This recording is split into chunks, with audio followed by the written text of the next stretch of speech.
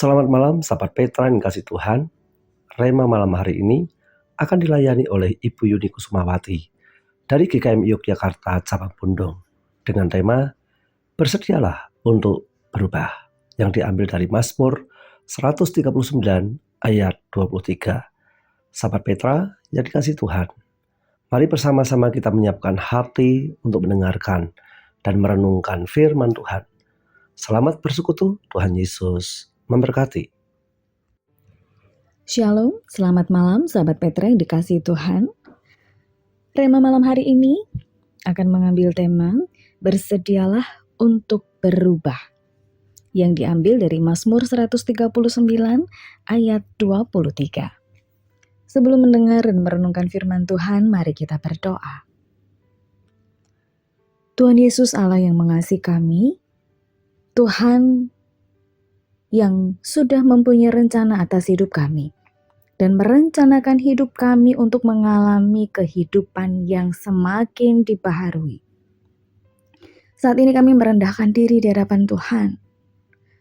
Kami mempersilahkan Engkau ya Roh Kudus untuk menguasai hati kami dan pikiran kami, supaya kami memiliki kesediaan, keterbukaan untuk menerima kebenaran firman Tuhan.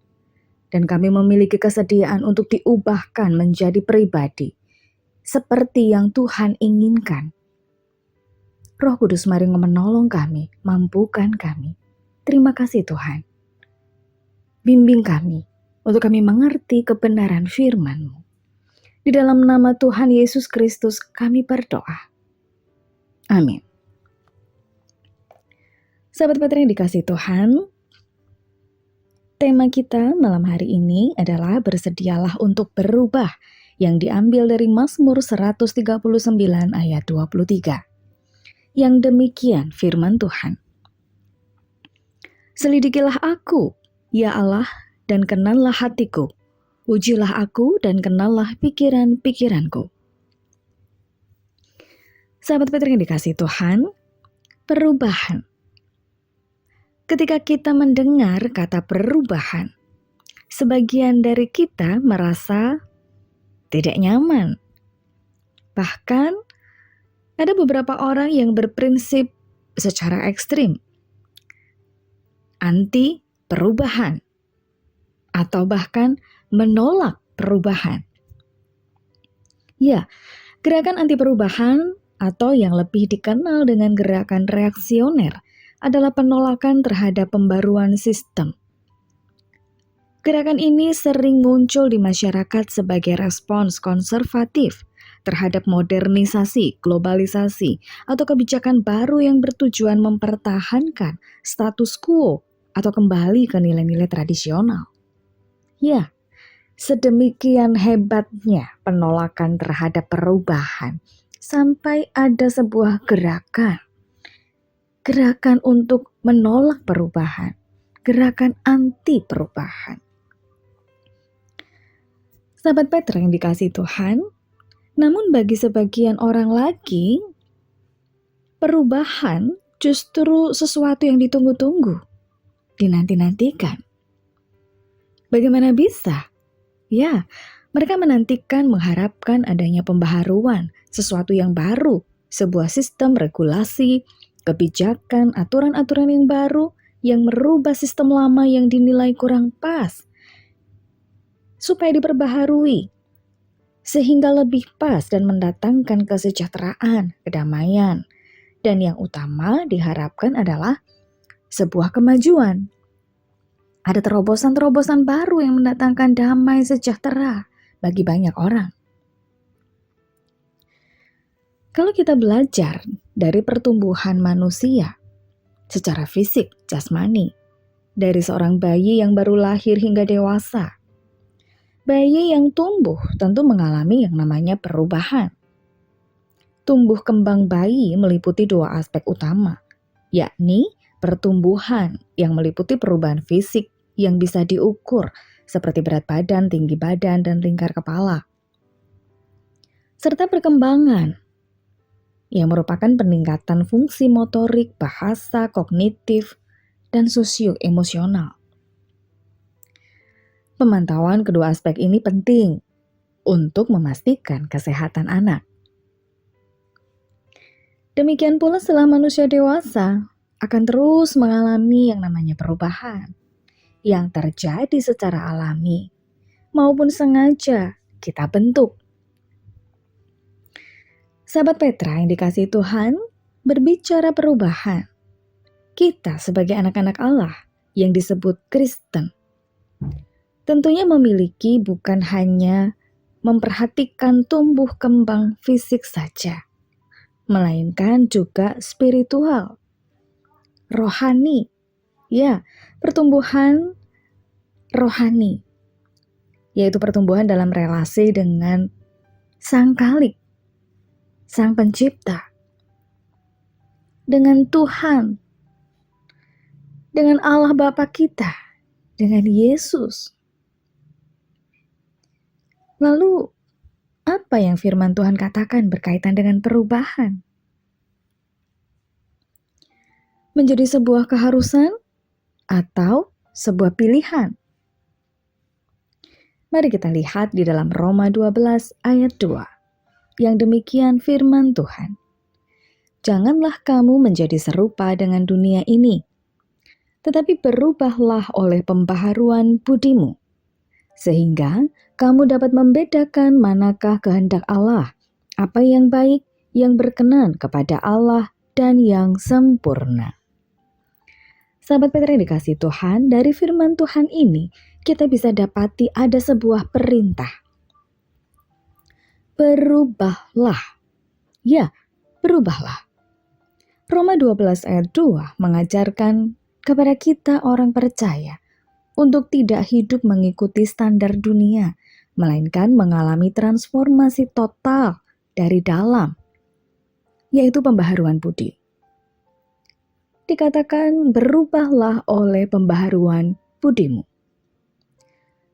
Paulus menekankan pentingnya perubahan batin yang mendalam agar selaras dengan kehendak Tuhan, yang tidak hanya berupa perubahan perilaku, tetapi juga perubahan pola pikir yang dipengaruhi oleh firman Tuhan. Ini adalah sebuah proses perubahan terus-menerus yang dimulai dari cara berpikir. Ada sebuah metamorfosis. Perubahan perilaku yang sejati tidak bisa terjadi hanya dengan menahan diri dari hal buruk, melainkan harus mengubah pola pikir sesuai dengan firman Tuhan. Ya, sesuai dengan firman Tuhan, bukan sesuai dengan pendapat diri sendiri atau bahkan mungkin pendapat masyarakat umum, pendapat orang-orang tua zaman dulu, budaya. Mari kita mengarahkan hati, pikiran, budi kita kepada firman Tuhan. Kembali kepada firman Tuhan. Pertanyaannya adalah, bagaimana seorang Kristen bisa mengalami perubahan pola pikir yang sesuai dengan kebenaran firman Tuhan? Mari kita melihat di dalam Yohanes 15 ayat 4. Di sana dikatakan, tinggallah di dalam aku dan aku di dalam kamu. Sama seperti ranting tidak dapat berbuah dari dirinya sendiri, kalau ia tidak tinggal pada pokok anggur. Demikian juga kamu tidak berbuah, jikalau kamu tidak tinggal di dalam aku. Ya, tinggal di dalam Tuhan dan Tuhan di dalam kita. Tinggal, melekat kepada Tuhan yang adalah pokok anggur, tinggal di dalam Dia, yaitu dengan bersekutu melalui firman-Nya, dengan mendengar, membaca, menghafalkan, merenungkan, menggali, mempelajari firman-Nya. Di sana ada sebuah relasi yang karib, yang intim, pribadi, berdua antara kita dengan Tuhan. Dan bahkan di dalam Yohanes 15 ayat 5 dikatakan, akulah pokok anggur dan kamulah ranting-rantingnya.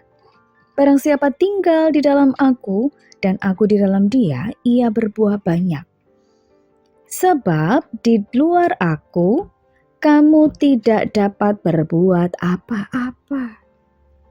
Ya, di luar Tuhan kita tidak dapat berbuat apa-apa. Jadi tidak ada pilihan lain selain kita harus tinggal di dalam pokok anggur, di dalam Tuhan. Sahabat Petra yang dikasihi Tuhan. Yang pertama, ada relasi yang intim dengan Tuhan. Sehingga kita bisa mengalami yang namanya perubahan pola pikir yang sesuai dengan firman Tuhan. Yang kedua, apa yang harus kita lakukan? Bagaimana kita bisa mengalami perubahan pola pikir? Yang kedua adalah ada keterbukaan. Ada pemikiran yang terbuka, open-minded. Seseorang yang memiliki pemikiran terbuka, dia akan memiliki kemampuan dan kesediaan untuk mempertimbangkan, menerima, dan mengevaluasi ide, gagasan, informasi, atau sudut pandang baru secara objektif. Dalam hal ini, sudut pandang baru yang sesuai dengan firman Tuhan. Keterbukaan terhadap apa? Terhadap firman Tuhan. Seperti dikatakan 2 Timotius 3 ayat 16. Di sana dikatakan, segala tulisan yang diilhamkan Allah memang bermanfaat untuk mengajar, untuk menyatakan kesalahan, untuk memperbaiki kelakuan, dan untuk mendidik orang dalam kebenaran. Paulus di dalam suratnya kepada Timotius menyampaikan bahwa firman Tuhan akan memberikan manfaat kepada kita untuk mengajar, menegur, menunjukkan kesalahan kita, memperbaiki perilaku kita yang tentunya belum benar, mendidik kita di dalam sebuah kebenaran. Namanya kebenaran tentunya kebenaran yang sesuai dengan yang Tuhan inginkan. Karena Dia adalah sumber kebenaran, Dia adalah kebenaran itu sendiri. Bukan kebenaran menurut pemikiran diri kita sendiri. Bukan menurut pemahaman, kepandaian, pengetahuan kita sendiri secara manusia. Bukan. Tapi sekali lagi, kebenaran firman Tuhan. Sahabat Petra yang dikasihi Tuhan, kita orang percaya, anak-anak Tuhan, wajib hukumnya ya, untuk memiliki sikap hati ini terbuka. Terbuka untuk diajar, terbuka untuk ditegur, terbuka untuk dikoreksi, terbuka untuk dididik, terbuka untuk didisiplin oleh Tuhan. Kita menjadi pribadi yang satu kata, mau diubah oleh Tuhan, mau berubah menjadi seperti Tuhan. Apanya? Sifatnya, karakternya seperti karakter Kristus. Itu yang Tuhan mau. Karakter utama yang perlu dimiliki oleh seseorang yang berpikiran terbuka. Apa itu? Karakter apa? Karakter rendah hati. Ya, sikap rendah hati. Yaitu kemampuan seseorang untuk rela disalah mengerti dan tidak membela diri. Disalahkan, ya oke, tidak apa-apa. Tidak perlu kita membela diri, aku benar, aku gak seperti itu. Bukan seperti yang dia katakan, bukan seperti yang dia sampaikan. Sikap rendah hati, sikap yang mau dengan rela disalah mengerti, mau dengan rela tidak membela diri, tidak menunjukkan aku benar dan lain sebagainya. Ya, benar, tidak mudah untuk memiliki karakter sikap hati yang rendah hati. Benar, tidak mudah. Tapi kita bisa melihat contoh yang jelas di dalam Alkitab. Pada satu tokoh, raja besar, Raja Israel, yang memiliki sikap kerendahan hati yang luar biasa. Siapa? Ya, Raja Daud. Dalam Mazmurnya dia menyatakan keterbukaannya di dalam Mazmur 139 ayat 23. Yang demikian firman Tuhan, "Selidikilah aku, ya Allah, dan kenallah hatiku. Ujilah aku dan kenallah pikiran-pikiranku." Di sini Raja Daud, sekalipun dia adalah seorang raja besar, dengan penuh kesadaran sengaja menyediakan dirinya untuk diselidiki oleh Tuhan, dikoreksi, bahkan minta untuk diuji sama Tuhan. Minta supaya Tuhan mengenal dia secara mendalam. Ini ditunjukkan dengan pada saat dia ditegur oleh Tuhan melalui Nabi Nathan berkaitan dengan perbuatan dosanya. Dia secara terbuka mengakui dengan mengatakan, "Aku sudah berdosa kepada Tuhan." Betapa luar biasanya seorang raja yang besar. Tetapi ketika dia ditunjukkan kesalahannya, ditunjukkan dosanya, dia terbuka, mengakui, "Ya, aku sudah berdosa kepada Tuhan." Sahabat Petra yang dikasihi Tuhan, kerendahan hati. Ya, kesadaran untuk mengakui keterbatasan dan kesalahan diri didapati pada orang-orang yang melekatkan hidupnya kepada relasinya dengan Tuhan. Dia memiliki keintiman dengan Tuhan. Daud memiliki relasi yang intim dengan Tuhan. Sikap hati yang demikian yang membuat orang mempunyai satu kata, mau. Mau terbuka. Terbuka terhadap perubahan. Terbuka untuk diubah oleh Tuhan, dibentuk oleh Tuhan menjadi pribadi yang serupa dengan Kristus. Hasil dari transformasi perubahan, yaitu pembaruan, yang membawa kita memiliki kemampuan untuk membedakan manakah kehendak Allah, apa yang baik, yang berkenan kepada Allah, dan yang sempurna. Pikiran yang diperbaharui akan menghasilkan hikmat rohani. Kita menjadi peka untuk mengetahui apa yang benar-benar diinginkan Tuhan, bahkan dalam situasi yang sulit dalam hidup kita. Sahabat Petra yang dikasihi Tuhan, mari kita anak-anak Tuhan, orang-orang Kristen, memiliki kesediaan untuk terbuka, untuk menyadari yang pada akhirnya membawa kita kepada ketundukan, ketaatan kepada firman-Nya. Firman yang mengatakan, berubahlah. Satu kata, mau. Mau untuk berubah, diubah oleh firman Tuhan.